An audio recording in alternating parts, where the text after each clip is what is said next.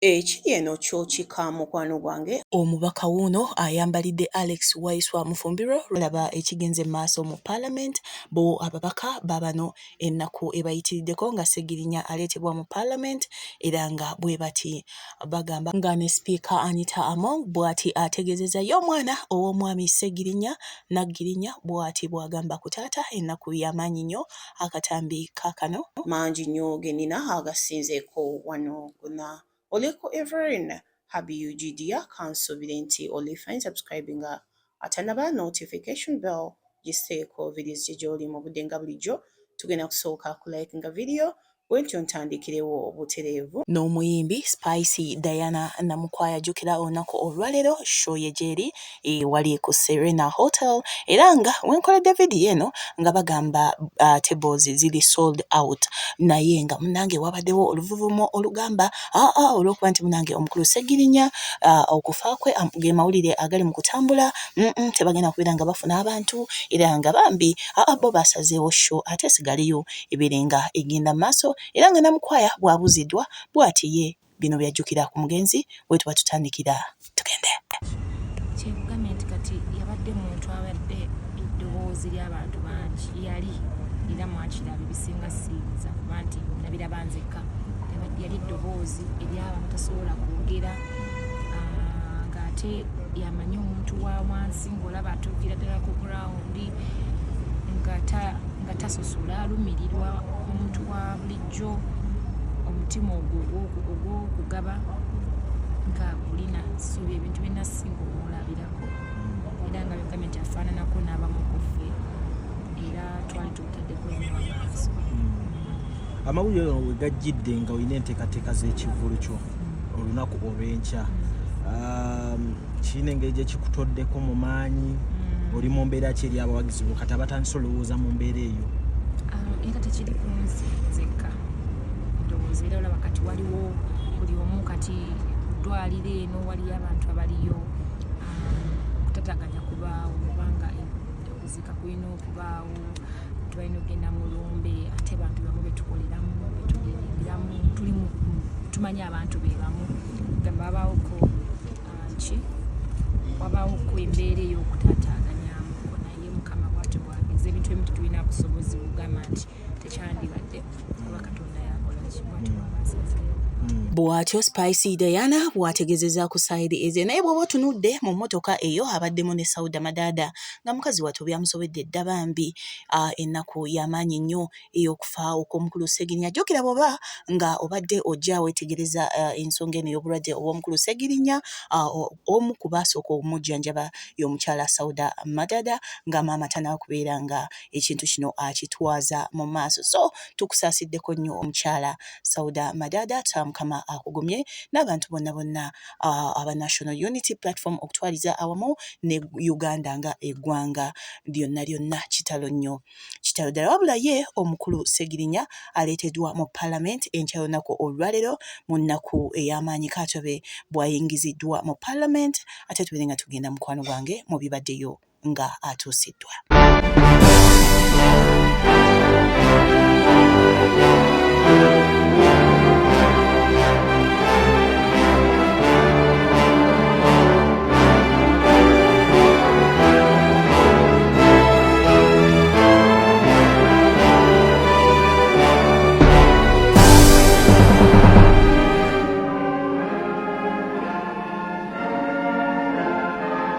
Wabula olutuusiddwa Speaker Anita Among gwe ngenda osooka naye abadde agamba bw'ati katini tugende. Honorable Ssegirinya served the people of Kawempe North with distinction. His record of advocacy for better living conditions and humanity was very clear. He was very particular and passionate on the healthcare services in Kawempe. I remember one time when he brought, was it a CT scan machine to Kawempe Hospital, and he brought ambulances and that kind of thing. We are all aware that Honorable Ssegirinya had been unwell for about 3 years. Parliament has all that record. And on a special note, I also want to thank Parliament because of what they've done to support Honorable Ssegirinya. The Parliamentary Commission took all the responsibility for meeting all the costs of Honorable Ssegirinya's medication in both in Kampala and Nairobi. We were hopeful that one day, one time, would be seated in this house together with the Honorable Ssegirinya, but God's timing is never our timing. He is no more. He is going to be with Allah. It's a sad day for us today as we bid farewell to Honorable Ssegirinya. The painful reality has now dawned onto us as brothers, as beloved colleagues, that death is so cruel and real. At any one time, any of us will be there. Ebyo byebimu ku bigambo ebibadde ebya Speaker Anita Muwala Yellow Joe Senyonyi wono agamba tukende. While in prison, Honorable Ssegirinya got severely sick and his condition kept deteriorating by the day. He was constantly denied bail, as we all saw, even though his condition was worrisome. Even when government doctors recommended specialized treatment for him that warranted him to be granted bail, the judge still sent him back to prison, where he continued to worsen each passing day. His lawyers made a plea and produced before court medical records signed by government doctors saying this man should be released on bail to go and get specialized treatment. The judge said, no, go back to jail. After a while, Honorable Ssegirinya was granted bail only for him to be abducted outside Kigo prison by gun-wielding men in plain clothes, in total violation of our country's laws. This disregard for the rule of law continues unabated in our country, and as we have witnessed, it affects all of us, including colleagues on the government side, as you have seen very recently. We must jointly castigate this and call for its end. Many Ugandans have been abducted in similar manner, and to date, they are still missing. All this is in a country which prides itself in following constitutionalism. We should be ashamed of these acts. Right, Honorable Speaker and colleagues, the denial of bail to Honorable Muhammad Ssegirinya feeds into the recent narrative by General Yoweri Museveni lately. He has called for denial of bail and even police bond, something which is not in tandem with our constitutional order. While bail and police bond may not be mandatory, directing judicial officers and police officers not to give them to those before them is unbecoming and should be condemned by us all, because we are all potential victims. Bwatyo omukulu Joe Senyonyi bwabadde alambulula oba ayisayisa mu ngeri omwami oyo gy'abonyebonyemu n'obulwadde bwe bamusiba bagaana omuta ng'ate bambi obulwadde bumusumbuwa. Wabula bwe tuddako ate eno maasawo Alex Waiswa Mufumbiro nga tebannamutabukira bubi nnyo bannange kansooke nzijewo omukulu Theodore Ssekikubo kossa omwami Ssewungu bo bagamba batya ku ky'omukulu Ssegirinya tugende mu lutalo bannange ekitabadde mu Parliament soka bino katini. The profile of Uganda as a country is going down because of such incidents. It is. And why on earth, what is Dr. Besigye doing in those military cells? These are the issues. Must we have another person to die under these circumstances? Why are we doing so badly, Madam Speaker and members? I think these should be learning experiences. That's why with a sad heart, I shouldn't be standing here. Probably I would also be in very similar circumstances. Honorable Speaker and members, yes, death is a must. But his must have been exacerbated by his long stay on remand in jail. And even the judiciary abandoned its cardinal mission of being the temple of justice. We must check all ourselves. Those agencies within government who write and give fake reports and end up embarrassing the president, and then end up embarrassing government and embarrassing all of us. Because for the last 2 years when they were in detention, why did the state adduce evidence and have them produced before courts of law? And also, I want to agree with Honorable Nambozi, this tinkering with the constitution on provisions that are critical to Ugandans. Why must you remove bail, yet you know the investigative machinery of the country is still nascent, it isn't solid? Why must you move against the bond in a country where the state institutions and apparatus are still fragile? I spent all the time, at least every week, I used to visit these people in prison. It was very painful. Ssegirinya was a friend. And the Honorable Nsereko Muhammad, I don't know where he is the one who made us learn Ssegirinya in the 9th Parliament. Whenever we were traveling out for sports, East African Games, Ssegirinya was moving with the Honorable Nsereko. That's how I think he got interested in joining politics and others. Clerk, whoever is drilling anything must stop. The House is sitting. Lastly, Madam Speaker, honorable members,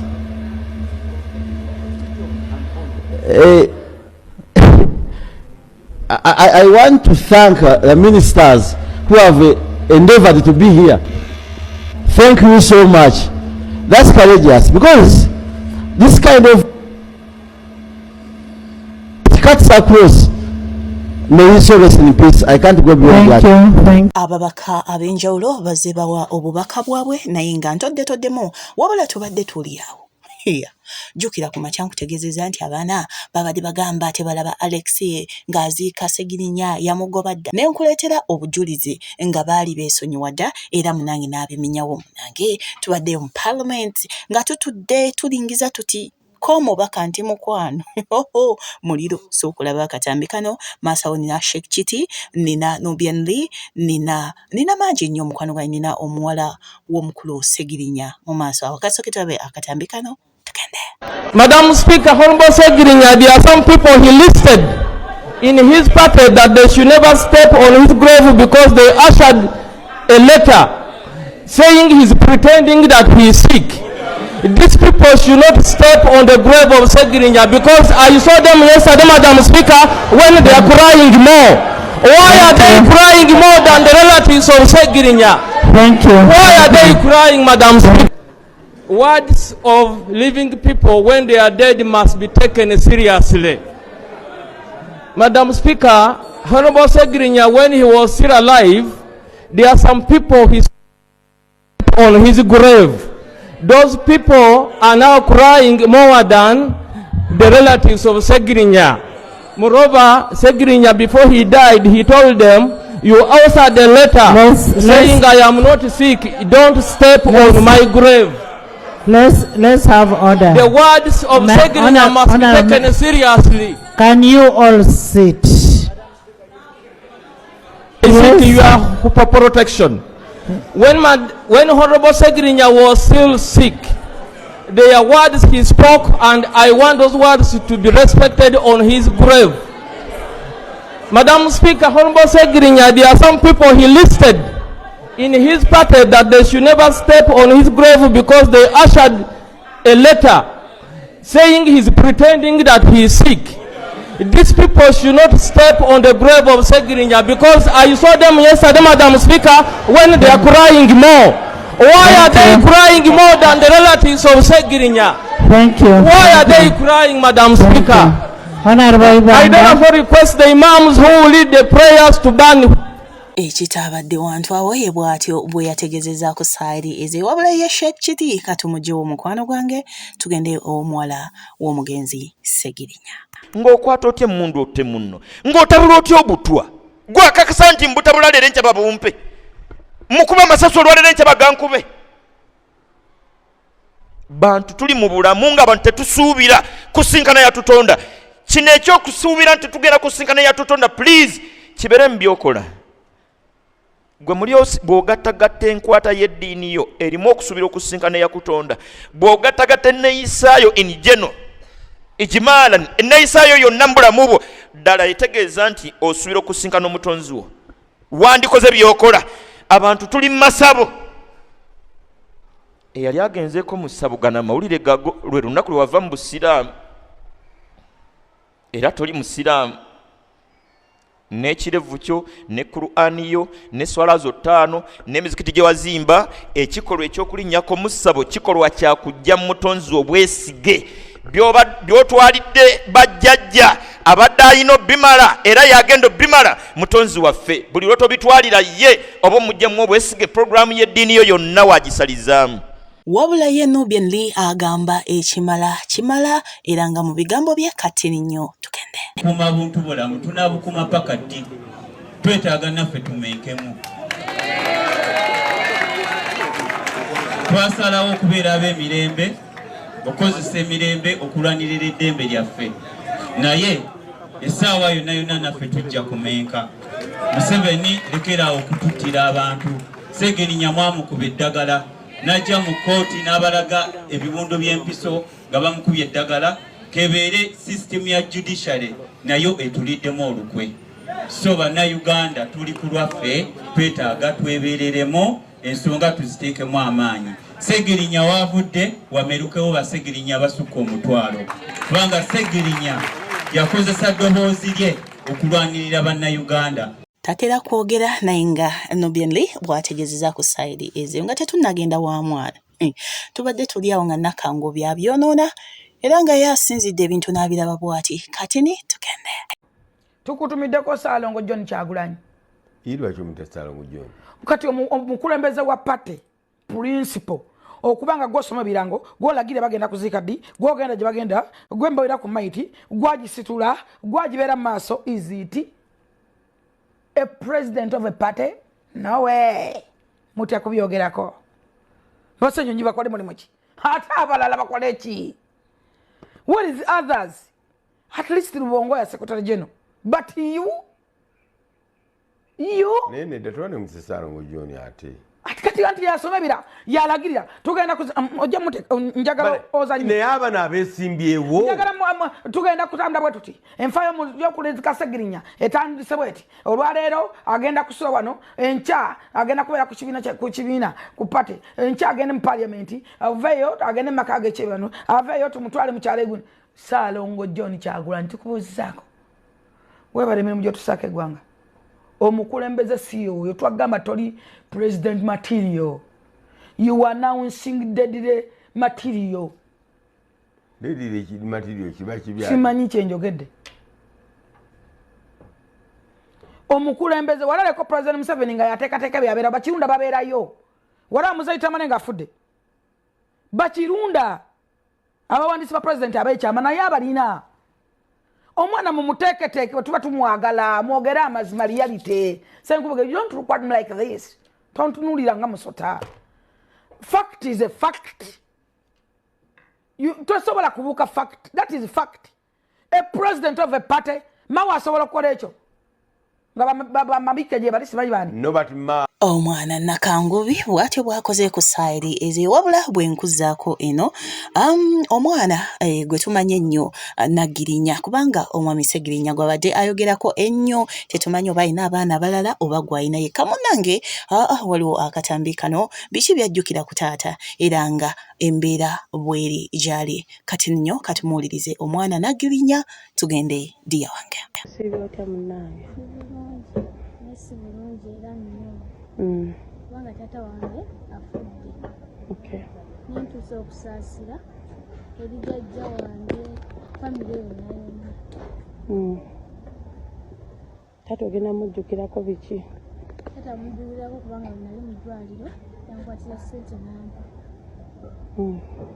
Nakirala kye mujjukirako abadde anjagala nnyo.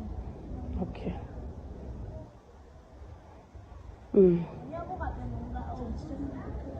Okay. Gwani amannya go obeera wa? Amannya gange Ssegirinya. Mbeera Nansana. Okay. taata we yanyo yafudde naawe. Taata wange Ssegirinya Muhammad. Okay, mwagaliza ekyumula eky'emirembe. Mwagaliza ekyumula ekirungi. Kanyabo, may his soul rest in eternal peace. Katusembeyo n'akatambi kano mukwano gwange.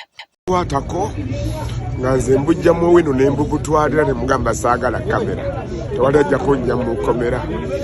Tutandika ebyobufuzi byaffe naye siina bingi byenjeza kwogera mu Ssegirinya mukwano gwe mmanena. Mujje. Mundekemu baganda bange ne Ssegirinya Mukama amusaasire. Anyway, ndi Musiraamu ne famire etuyambe Ssegirinya tumuziike enkya.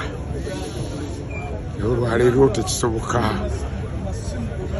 Naalikkiriza nti tumuziikirawo naye nange ne wemba nfudde bwentu tebankeezanga bwentu. Tusuleko naye naye nga Ssegirinya abadde munnabyabufuzi atalimba. Twatandika struggle. Ssegirinya n'ajjayo BTV nga tuli naye ne tutandika obugoyi buno oba togikwatako nga tuli naye. Ssegirinya teyeefudde.